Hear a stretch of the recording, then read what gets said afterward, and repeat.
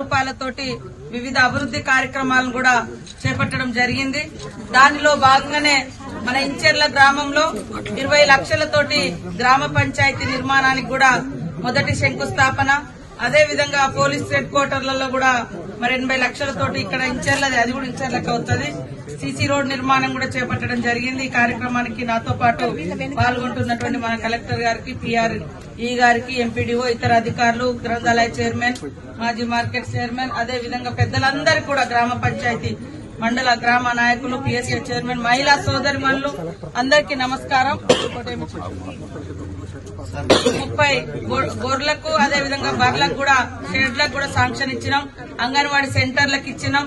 అదే విధంగా 1,50,00,000తోటి 1,50,00,000 మహిళా భవన్ మీ గ్రామ పంచాయతీ పరిధిలోకి వస్తున్నట్టుంది. అది కూడా జిల్లా సమైక్య భవనాన్ని కూడా ఇక్కడే నిర్మిస్తా ఉన్నాం, ఆ మెయిన్ రోడ్ మీద మహిళా సంఘాల వాళ్ళ కోసం. కాబట్టి మీరందరూ కూడా ఈ ప్రభుత్వాన్ని దీవించాలని మనస్ఫూర్తిగా కోరుతా ఉన్నాం.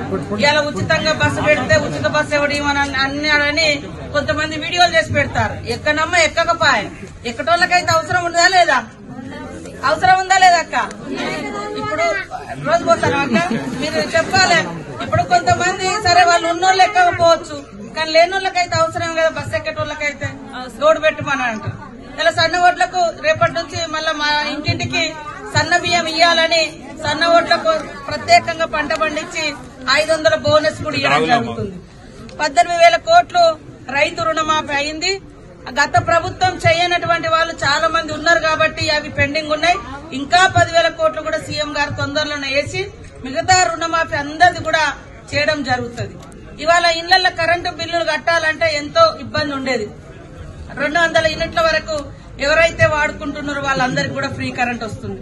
మీకు తెలుసు గతంలో మరి 1,200 గ్యాస్ సిలిండర్ ఉండే, ఇప్పుడు మీ అకౌంట్ లో మిగతా 700 రూపాయలు మీ అకౌంట్ లో పడుతున్నాయి, 500కే సిలిండర్ వస్తుంది. ఇట్లా ఒక్కొక్కటి చేస్తా ఉన్నాం.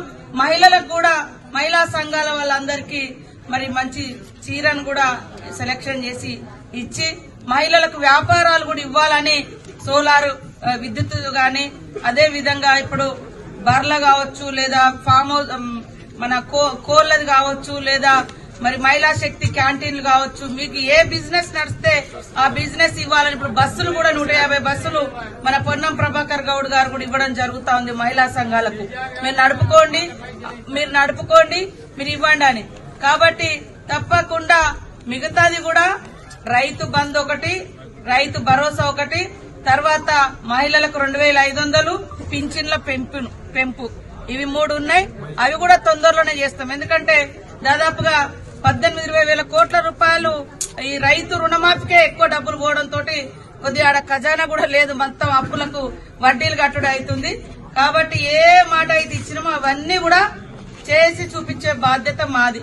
కానీ మనం చేస్తా ఉంటే ఇదెందుకు, అదెందుకు, ఇదేం అవసరం, అదేం అవసరం, కడుపు నిండిన వాళ్ళకేమో ఇదేం అవసరం, అదే మరి కడుపు ఎండేటోళ్ళకైనా ఏదో ఒకటి చేయాలని మనం చేస్తా ఉంటే అడ్డుకునే ప్రయత్నం చేస్తా ఉన్నారు.